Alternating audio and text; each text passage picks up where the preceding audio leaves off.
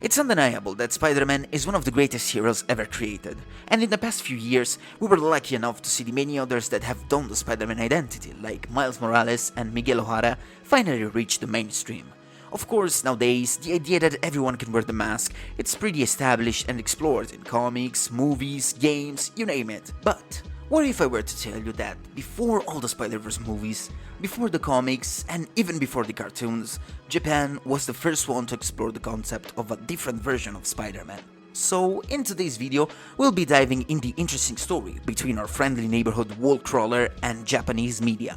But before we go on with the video, I'm gonna gently ask you to please leave a like. This helps me more than you think. Please leave a like. The first attempts to bring Spider-Man to Japan were not as successful as one would imagine. According to Gene Pelk, Marvel's ambassador in Japan at the time, he visited a dozen or so leading publishers, trying to convince them to give Spider-Man a chance. Unfortunately, they were not interested in doing so. Luckily though, Pelk managed to find a willing publisher in the Shueisha publishing company. There was someone important there that happened to have read a lot of Spider-Man comics and thought that the time was right for Spider-Man to finally debut in Japan. So a 10-week stint was proposed to see the reaction of the public to the character, and if the reaction was good, then Shueisha would publish Spider-Man as a regular title. Unfortunately though, by week 8, both parties knew that the series was not a success. Obviously, something was wrong, something was not translating across, and it was mostly a cultural problem. Most Marvel heroes, like Captain America and Spider-Man, were American superheroes created for the American public, so it was difficult for Japanese people to identify with those characters. Of course, nowadays, thanks to the many advancements that we made as a society, it's easier to understand and appreciate things that aren't inherently part of our culture. Like, look at how popular manga and anime are in the West now, but the 70s were a different time. Of course, both parties still wanted to make Spider-Man work in Japan, so it was decided to reinvent the character in a way that the Japanese public could relate to. And in January of 1970, SpiderMan The Manga, written by Kosei Ono and illustrated by Ryoichi Ikegami, was released by Kodansha, and it marked the first time in history that someone else other than Peter Parker donned the Spider-Man identity.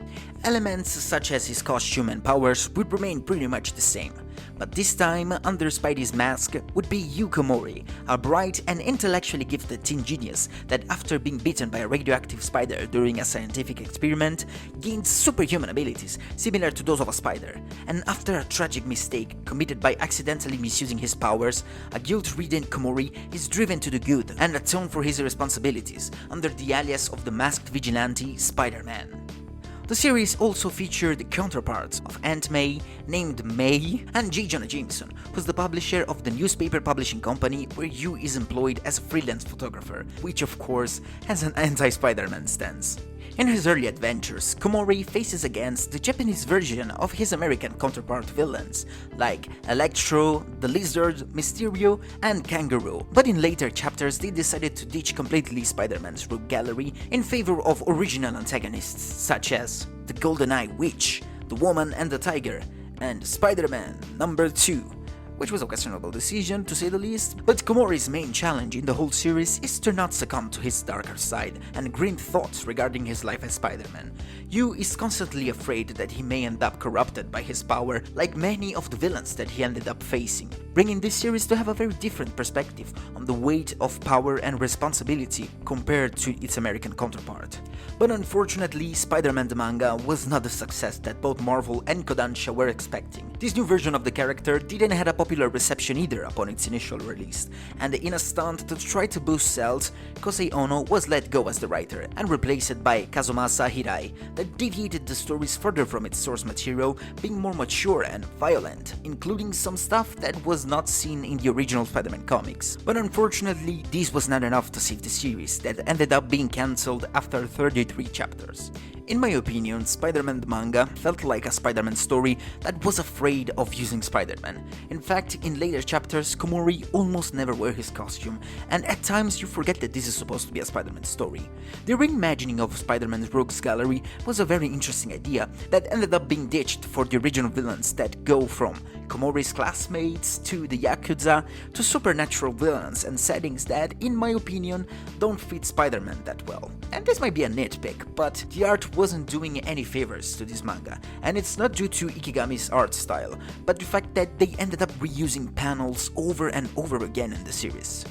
SpiderMan The Manga was a failure, but fortunately for us, this wasn't the end of Spider-Man in Japan. 誰だお前は!地獄からの使者、スパイダーマン In 1978, thanks to a 3-year licensing agreement between Marvel and Toei Company, SpiderMan, or SpiderMan as referred by many fans, was released in Japan on Tokyo Channel 12. Once again, this series was only loosely based on the original Marvel character, introducing us to another brand new interpretation of our beloved world crawler. Takuya Yamashiro is a young motorcycle racer that has been chosen by Gaia, the last surviving warrior of Planet Spider, as his successor in the fight against Professor Monster and the Iron Cross Army. After receiving some of Gaia's blood, Takuya becomes Spider-Man, an emissary from Hell, ready to fight against the forces of evil and giant monsters, with the help of his giant robot, Leopardon. The show had a massive success, not only with its target audience in Japan, but it's said that the staff at Marvel Comics, including Spider-Man co-creator Stan Lee, praised the show for its special effects and stunt work, especially the spider-like movements of the character himself. This led to a spin-off movie of the same name, produced and distributed by Toei. And until the release of the 2002 Spider-Man movie, Spider-Man was for many the only good Spider-Man adaptation, especially if you compare it to the American series that was released just 1 year earlier. That's right, Peter. I'm you, and you're me, and this is a gun. Unfortunately, due to the ending of the contract between Marvel and Toei, Spider-Man came to an end, and with it, one of the most interesting versions of Spider-Man was left behind as a fond memory for many. Until he was brought back in the 2014 comic book series Spider-Verse, but that's something for another video. Unfortunately, it took a while for us to get more collaborations between Marvel and Japan regarding Spider-Man, with that happening only a few years ago, and this brought us a few interesting mangas depicting Spider-Man as the main character once again. Well, kinda. In Spider-Man Fake Red, a manga created by Yusuke Osawa, we follow Yu Onomai, a Japanese-American high school student that, after finding Spider-Man's costume, is accidentally confused as the real Spider-Man, and now Yu finds himself in a situation where he needs to literally step up and become his idol. Fake Red had such an interesting premise and beautiful art style, but unfortunately due to low sales, the series was cancelled after only 14 chapters, and for me this was such a shame. Yu Onomai was such a cool character that I hope to see again in the future, even though the series managed to get a somewhat satisfying ending that felt a little bit rushed, but I'm grateful that at least we managed to get that. From now on, the mangas that depict Spider-Man can be considered a little bit weird, to say the least, so stay with me for a second. Spider-Man J, it's a manga where we follow Sho Amano, a 15-year-old boy that is using his new spider powers to fight against Lord Gokibu and his army with the help of a detective that it's kinda like his sidekick, and the occasional help of Elektra, the Fantastic Four, and a few more classic Marvel characters. This manga felt like reading Spider-Man, but without the cool parts that make Spider-Man great. The art style, it's a bold choice to say the least, but I do understand that this particular manga is probably made for kids, so I'm not gonna be too harsh with it. But as weird as it is, it couldn't beat what I think is the craziest manga in this list, Spider-Man Octopus Girl. Now, I don't know how many of you are familiar with the Dan Scott Superior Spider-Man run, so I'm just gonna give you the short version of it.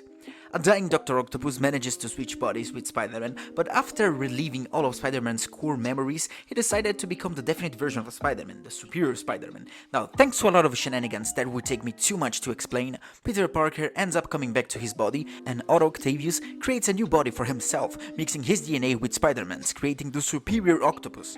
Now, just take this same concept, but put Doc Ock in the body of a 14-year-old Japanese girl. This is basically Octopus Girl.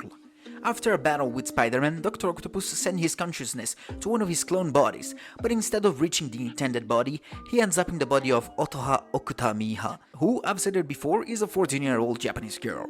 Honestly, this manga was a pleasant surprise for me. It's an ongoing series, so I won't say much about it, other than the fact that it's made by the same guy that did My Hero Academia Vigilante. Out of the many series that I had to check to do this video, this was probably the most unexpected one, but was one of the few that I really enjoyed. We also had a few one-shots like Secret Reverse, a Marvel and Jump collaboration, written and illustrated by the late Yu-Gi-Oh creator Kazuki Takahashi, in which Spider-Man teams up with Iron Man in the Yu-Gi-Oh universe, and Spider-Man Kizuna, a manga that I honestly know nothing about other than these two panels because I couldn't find anything online.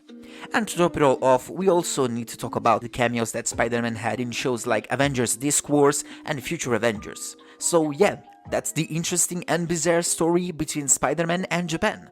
Hope you all enjoyed this video. If you did, please leave a like, a comment, and think about subscribing to the channel for more videos like this one. See you next time. Bye!